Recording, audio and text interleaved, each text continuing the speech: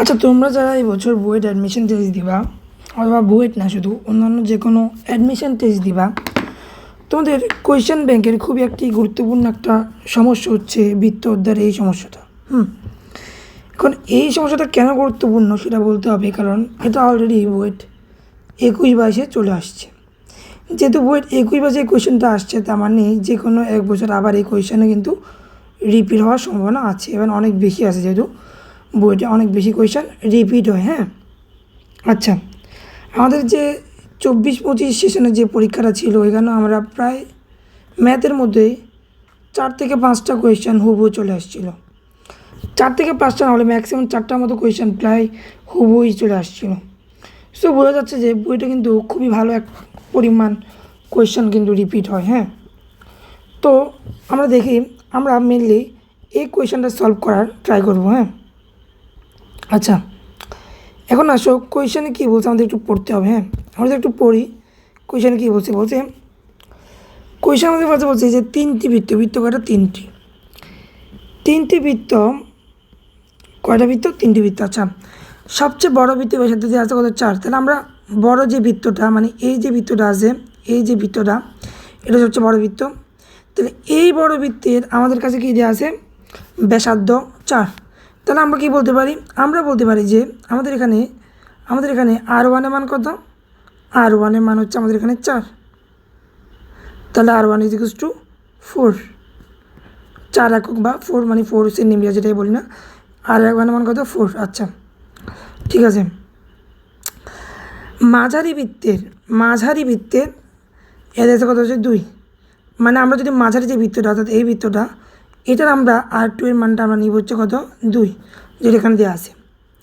তাহলে আমরা যদি এই বৃত্তটা নিই, মানে R2 নামক বৃত্তটা নিই, তাহলে আমরা যদি নিই, তাহলে দেখো R2 এর মান কত দেওয়া আছে?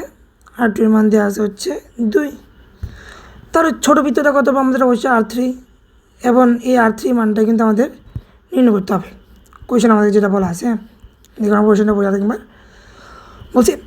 তিনটি বৃত্তের মধ্যে দেখো, 3টি বৃত্তের মধ্যে সবচেয়ে বড় বৃত্তের 4 একক, মাঝারি বৃত্তের 2 একক। একটি সরলরেখা 3টি বৃত্তকেই, এই যে সরলরেখাটা আছে, এই বৃত্তটা 3টি বৃত্তকে স্পর্শ করে। প্রত্যেক বৃত্ত বহিষ্ঠভাবে স্পর্শ করলে বৃত্তটাকে স্পর্শ করে তৃতীয় বৃত্তের ব্যাসার্ধ আমাদেরকে নির্ণয় করতে বলছে। তাহলে আসলে আমরা তৃতীয় বৃত্তের ব্যাসার্ধটা আমরা নির্ণয় করে ফেলি। খুবই ইজি। দেখো, আমাদের এখানে অনেকগুলো মান আমাদেরকে দেওয়া আছে। কী দেওয়া আছে? যেমন আমাদের কাছে, তোমাদের কাছে যেমন R1 এর মান দেওয়া আছে কত? R1 এর মানটা দেওয়া আছে আমাদের কাছে কত? 4 একক। R2 এর মানটা দেওয়া আছে কত আমাদের কাছে? 2 একক। তাহলে R3 মানটা আমাকে বের করতে হবে, যে R3 মানটা কত, ঠিক আছে না? আচ্ছা, আমাদের এখানে কিছু অ্যাজাম্পশন করে নিতে হবে। অ্যাজাম্পশন করার কিছু নেই, আমি প্রথমে তোমাদের দেখা যে কী করতে হবে তোমাকে। দেখো, আমরা যদি শুধুমাত্র বড় বৃত্তটাকে ফোকাস করি একটু, বড় বৃত্তটাকে, তাহলে আমরা কী দেখতে পাই? দেখো তো, এই যে বড় বৃত্তটার মধ্যে এখান থেকে এতটুকু হচ্ছে আমাদের ব্যাসার্ধ R। তাহলে এখান থেকে এতটুকু ব্যাসার্ধ R, মানে আমরা কী বলতে পারি? এখানে হচ্ছে আমাদের কত? R1। তাহলে এখান থেকে এতটুকু আমাদের কত? R1। তাহলে এটা কত? R1। তাহলে আমরা 2টা R1কে কী করছি? আমরা 2টা R1কে আমরা এই দেখিয়ে দিলাম আর কি, মানে আমরা 2টা R1টাকে দেখিয়ে দিলাম সুন্দর করে। তারপর আমরা যে মাঝারি বৃত্ত, এটা তো আমাদের বড় বৃত্ত। বড় বৃত্ত, তাহলে আমাদের মাঝারি বৃত্ত হচ্ছে এটা, মাঝারি বৃত্ত আমাদের এটা। তাহলে এখান থেকে এতটুকু আমাদের কত? ব্যাসার্ধ R। মাঝারি বৃত্ত আমরা ব্যাসার্ধ ধরছি হচ্ছে 2R2। তাহলে এখান থেকে এতটুকু ব্যাসার্ধ কত হবে? R2। এখান থেকে এতটুকু ব্যাসার্ধ কত হবে? R2, ঠিক আছে? ওকে, এবারে আসে আমরা একদম যে ছোটো বৃত্তটা আছে ওইটা। এবং দেখো, এগুলো কিন্তু সবগুলো স্পষ্ট করছে, হাতে আঁকার পড়লে একটু প্রবলেম হচ্ছে এটা আর কি। তাহলে মাঝারি বৃত্ত মানে ছোটো বৃত্ত যেটা, সেটা আমরা ধরলাম হচ্ছে R3। তাহলে এতটুকু আমাদের কত? R3। ওকে, তাহলে এতটুকু আমাদের কত? R3। আচ্ছা, এবারে আসি। এবারে একটু খেয়াল করো, আমরা কয়েকটা জিনিস একটু অ্যাজাম্পশন করতে হবে। যে আমাদের বড় বৃত্তটার মধ্যে, দেখো, বড় বৃত্তটার মধ্যে একটা আমরা কি আঁকতে পারি? সরলরেখা আঁকতে পারি আমরা। আচ্ছা, তাহলে এই সরলরেখাটা ব্যাসার্ধ কত হবে? অবশ্যই R1, কারণ এখান থেকে মানে এই জায়গা থেকে এই জায়গা না, তো এটা কত R1 হবে অবশ্যই। তাহলে আমরা R1 দিয়ে দিলাম। এবং ছোটো যে বৃত্ত সেটার এখান থেকে এতটুকু আমরা একটু মানে আঁকবো আর কি। তাহলে দেখো এটা কত হবে, এটা হবে আমাদের কত কত R1, সরি R3। এটা কেন R3 হবে বলো তো? এটা R3 হবে খুব বেশি কারণ নেই, এটা দেখা যাচ্ছে যে এখান থেকে এতটুকু যেহেতু আমাদের R1, মানে এই জায়গা থেকে এই জায়গা যেহেতু আমাদের R1, তাহলে এই জায়গা থেকে এই জায়গা আমাদের কত হবে R3 হবে। আচ্ছা, তাহলে আমরা একটা দিলাম, এটা কত আমাদের R3। আমরা যদি একটু লেখা নিই তাহলে এটা কত R3। এবার দেখো এবারে আমরা কী করবো, আমরা এমনি করে একটা সরলরেখা আঁকবো। এই সরলরেখা আঁকার ফলে আমাদের এই যে অংশটা আছে এই অংশটা আমাদের মানে R3 এর সমান। এটা আমাদের কী হচ্ছে R3 এর সমান হয়ে গেছে। যেহেতু এই অংশটা R3 এর সমান হয়ে গেছে, তাহলে উপরের যে অংশটা মানে উপরের যে অংশটা অর্থাৎ এখান থেকে এতটুকু অংশ যেটা আছে এটাকে আমরা বলতে পারি R1 মাইনাস R3। বুঝছো? তাহলে এই অংশটা হচ্ছে আমাদের R1 মাইনাস R3। এই অংশটা হচ্ছে আমাদের R1 মাইনাস R3। এই অংশটা না, এই অংশটা আমাদের R1 মাইনাস R3। তাহলে আমরা বুঝলাম এখানে মেনলি আমাদের একটা কী হয়েছে, আমাদের একটা পিথাগোরাসের একটা ত্রিভুজ উৎপাদন হচ্ছে। হ্যাঁ, আসলে আমরা পিথাগোরাসের এই ত্রিভুজটা দেখে আমরা কিছু প্রমাণ করার ট্রাই করি। তাহলে দেখো এটা হচ্ছে আমাদের ওই যে কার্ভটা, মানে আমাদের ছিল হচ্ছে এমনি, দেখো আমাদের সুন্দর করে দেখা, যদি এটা আমাদের একটা ফার্স্ট অফ অল যেটা মানে বড়বৃত্তের ব্যাসার্ধ, এটা হচ্ছে আমাদের বড়বৃত্তের ফার্স্ট ব্যাসার্ধ। আচ্ছা, তারপর এটা হচ্ছে আমাদের যে সেকেন্ড, যেটা মানে বড়বৃত্ত প্লাস ছোটো বৃত্ত যেটা এটা। তো এখান থেকে আমরা পাচ্ছি হচ্ছে এতটুকু, মানে বড় R1 প্লাস R3কে আমরা যেটা বলতেছি আর কি, R1 প্লাস R3 ওইটা। তারপর দেখো এটা হচ্ছে আমাদের ওই যেটাকে টাচ করছিল দোনোটা, মানে দোনো বৃত্ত যে অংশটাকে টাচ করছিল ওই অংশটা। এবং এটা হচ্ছে আমাদের ছোটো বৃত্তের ব্যাসার্ধটা। হ্যাঁ, তাহলে ছোটো বৃত্তের ব্যাসার্ধটা হচ্ছে এটা আমাদের ছোটো বৃত্তের ব্যাসার্ধটা। হ্যাঁ, তাহলে এটা ছিল আমাদের ছোটো বৃত্তের ব্যাসার্ধটা। হ্যাঁ, এবার দেখো তাহলে আমরা যদি এখন ওই যে আগের মতো করে এখানে একটা সুন্দর করে একটা আঁকি, আমরা এভাবে আঁকতে পারি। তাহলে আমাদের এই যে অংশটা এখানে আমরা বলতে চাইছি কত R1 প্লাস R3, যেখানে বড় বৃত্তের ব্যাসার্ধ প্লাস ছোটো বৃত্তের ব্যাসার্ধ আছে। এই অংশটা ছিল হচ্ছে আমাদের R1, এখান থেকে এতটুকু ছিল হচ্ছে আমাদের R1, কিন্তু যেহেতু আমরা এই অংশটাকে বাদ দিলাম তাহলে এখান থেকে হচ্ছে R1 মাইনাস R3। আর এই যে অংশটা এটাকে আমরা ধরলাম হচ্ছে ধরো P। এখন এই P এর অংশটা আমাদেরকে বের করতে হবে, মানে এতটুকু অংশটা আমাদেরকে বের করতে হবে। তো এতটুকু অংশটা বের করার জন্য আমরা পিথাগোরাসীয় উপাদ্য লাগাতে পারি। পিথাগোরাসীয় উপাদ্য যেটা আমাদেরকে বলা হচ্ছে ধরো P। তো আমরা বলতে পারি আমরা বলতে পারি যে আমাদের এখানে অতিভুজ সেটা হচ্ছে এই অংশটা হচ্ছে অতিভুজ। তো আমরা বলি R1 প্লাস R3 স্কোয়ার, অতিভুজ স্কোয়ার ইজ ইকুয়ালস টু ভূমি স্কোয়ার, ভূমিটা কত পি স্কোয়ার প্লাস আমরা বলতে পারি যে আমাদের ওই যে লম্ব যেটা হচ্ছে R1 minus R3 whole square. এখান থেকে আমরা যদি পি স্কোয়ারটা বের করতে চাই সেটা হবে R1 plus R3 square minus R1 plus R1 minus R3 square. হ্যাঁ, R1 মাইনাস R3 স্কোয়ার। তাহলে এখানে আমরা বলতে পারছি R1 square plus R3 square plus 2 into R1 R3 minus R1 square plus 2 into R1 R3 minus R3 square, যেখানে আমরা বুঝতে পারি যে R1 R3 আর R1 এগুলো কাটাকাটি, তাহলে আমাদের দেখা হচ্ছে কত 4 × R1 R3, সেখান থেকে যদি আমরা পি এর মানটা বের করি তাকে হচ্ছে 2√R1 2√R1 R3। সো আমরা এই অংশটা পেয়ে গেলাম। এই অংশটা আমাদের কী বলতেছে যে এই যে মানে এখান থেকে এতটুকু অংশটা R1 মানে 2√R1 R3 এরা বললো আমাদেরকে। তাহলে আমাদের ছোটো অংশটা আমরা পেয়ে গেলাম। হ্যাঁ, আচ্ছা এবার দেখো তো, তাহলে আমরা এই অংশটা পেয়ে গেলাম কত? এই অংশটা হচ্ছে 2√R1 R3।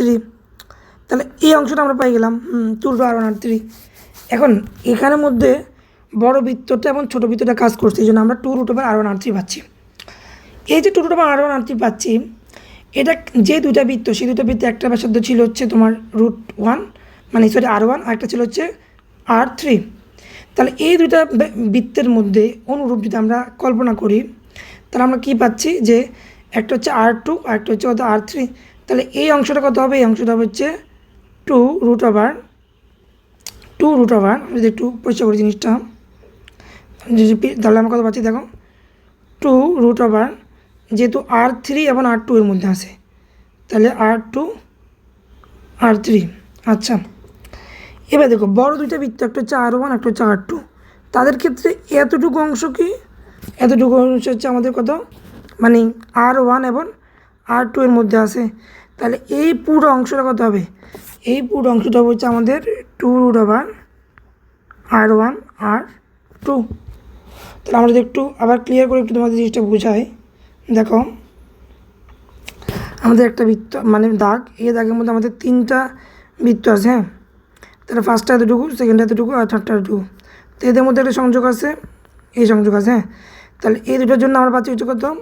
এদের জন্য আমরা পাচ্ছি হচ্ছে 2√R1 এবং R3। তাহলে এই দুটা মানে ছোটো মাঝারি এবং ছোটোর জন্য পাচ্ছি হচ্ছে কত? 2√R1 R3 এবং R2। আর বড় দুইটার জন্য পাচ্ছি হচ্ছে আমরা এই অংশটা, এই পুরো অংশটা পাচ্ছি মানে এই অংশটা। তার জন্য আমরা কত পাচ্ছি? তার জন্য আমরা পাচ্ছি হচ্ছে কত? 2√R1 R2। তাহলে কি আমরা বলতে পারি না যে মানে দেখো আমরা বলতেছি যে আরেকবার যদি রিভিশন দিই, যে ধরো বড় দুইটার জন্য মানে বড় প্লাস ছোট, তাদের জন্য আমরা যে অংশটা পাচ্ছি সেটা হচ্ছে এই অংশটা, সেটা হচ্ছে 2√R, বড়টা হচ্ছে R1, ছোটো হচ্ছে কত? R3। তারপর হচ্ছে ছোটো প্লাস মাঝারির জন্য মাঝারি যে অংশটা, তার জন্য আমরা পাচ্ছি এতটুকু। তাহলে ছোটোটা হচ্ছে R3 আর মাঝারি হচ্ছে R2, তাহলে 2√R1 R2। আর বড় এবং মাঝারি এই দুটোর জন্য আমরা কিন্তু আবার পুরো অংশটা পাচ্ছি। তো যেহেতু পুরো অংশটা পাচ্ছি, এই পুরো অংশটা পাচ্ছি, তাহলে সেটা হবে 2√R1 R2। সেখান থেকে আমরা একটা ইকুয়েশন বলতে পারি, সেই ইকুয়েশন হচ্ছে 2√R1 R2 is equals to 2√R1 plus plus না 2√R1 R3 মানে ছোটো এবং বড়, যেটা ছোটো এই যে ছোটো অংশ বড়, প্লাস 2√R2 R3। তাহলে এখন আমরা জানি হচ্ছে কি, তাহলে আমরা যদি একটু করি 2 সবখানে কারা গেল? হ্যাঁ, 2 সবখানে কারা গেল? 2 তাহলে আমরা R1 প্লাস R1 মান আমরা জানি। হ্যাঁ জানি, কত? 4 ইন্টু R2 এর মান কত? R2 এর মান হচ্ছে 2 ইজ ইকুয়ালস টু কত হবে? R1 এর মান কত? 4, R3 মান আমরা জানি না, প্লাস এখানে হচ্ছে R2 এর মান হচ্ছে 2 ইন্টু R3 মান আমরা কি জানি না, R3 মান আমরা জানি না, R3 মান জানি না। তাহলে এখান থেকে আমরা পাচ্ছি 8 বা 2√2 ইজ ইকুয়ালস টু R3টা কমন নিই, মানে √R3টা কমন নিই, তাহলে আমরা পাচ্ছি কত? 2, R3টা কমন নিই, আমরা পাচ্ছি হচ্ছে 2 প্লাস √2। সেখান থেকে আমরা যেটা বলতে পারি যে R3 ইজ ইকুয়ালস টু হবে আমাদের 2√2/2 প্লাস √2 হোল স্কোয়ার। এবং এই অংশটা আনসার হচ্ছে আমাদের কত, এই অংশটা আমাদের হচ্ছে ক্যালকুলেটার আমরা যদি বের করি একটু, তাহলে 2√2/2 প্লাস √2,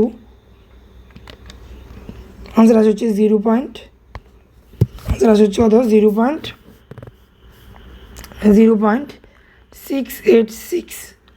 এবং এই অংশটা কিন্তু আমরা এককের অনুযায়ী আমরা ব্যবহার করবো। তাহলে দেখো পুরো অংশ আমরা 15 মিনিট লাগলো। যারা ভালো করে এই ম্যাথটা বুঝছো তাদের ক্ষেত্রে এই জিনিসটা অনেক ইজি হয়ে গেছে। এবং মনে রাখবা এই ম্যাথগুলো কিন্তু আমাদের কি ইঞ্জিনিয়ারিং অ্যাডমিশন টেস্টের জন্য খুবই ইম্পর্টেন্ট। সো আমি ওই ম্যাথগুলো আমি আরও কয়েকটা ম্যাথ যেগুলো খুবই ইম্পর্টেন্ট তোমাদের এই যে 25 সালের যে এক্সামটা হবে, 25 সালের যে এক্সামটা অর্থাৎ এইচএসসি 25 তোমরা যারা আছো, তোমাদের এখন তো আমরা জানি যে উদ্ভাসের উইকলি চলতেছে, তাহলে এই উইকলির মধ্যেও কিন্তু এই ম্যাথটা আসতে পারে। এবং আমাদের সময় উদ্ভাসের উইকলিতে একটা ম্যাথ আসছিল, আমি আমাকে দেখাই, সেটা ছিল এরকম চারটা বৃত্ত পরস্পরকে ছেদ করতে হয়, এরকম একটা ম্যাথ। সো এই ম্যাথগুলো কিন্তু অবশ্যই ভালো করে প্র্যাকটিস করে যেতে হবে। চারটা বৃত্তটা এত ইম্পর্টেন্ট না, করলে করবা না করলে নাই, বাট এই যে 3টা বৃত্তের যে ম্যাথটা দেখবা যে হতে পারে তোমাদের বাড়ি হুবহু একদম তুলে দিতে পারে। যেমন আমাদের বাড়ি একটা ম্যাথ আসছিলো তোমার একদম হুবহু কোয়েশ্চেন ব্যাংকের ম্যাথটা তুলে দিয়েছিল, ওই যে ভ্রামকের একটা ম্যাথ, যে টপিকটা আমার ছিল না, বাট কেন জানি স্যাররা প্রশ্ন করে ফেলছিল ভ্রামকের ম্যাথটা থেকে। সো কোয়েশ্চেন ব্যাংকের কোনো ম্যাথ যেন কোনোভাবেই তোমরা মিস না দাও, এটা মনে রাখবা। তো আজকে এতটুকুই ছিল। অনেকেরই এই ম্যাথটার প্রবলেম দেখলাম আমি, তাই জন্য করে দেওয়া আর কি। পরে আরও একটা ম্যাথ নিয়ে হাজির হবো তোমাদের সামনে। ততদিনের জন্য তোমরা ভালো থাকবা। All the best for your next exam. Thank you very much.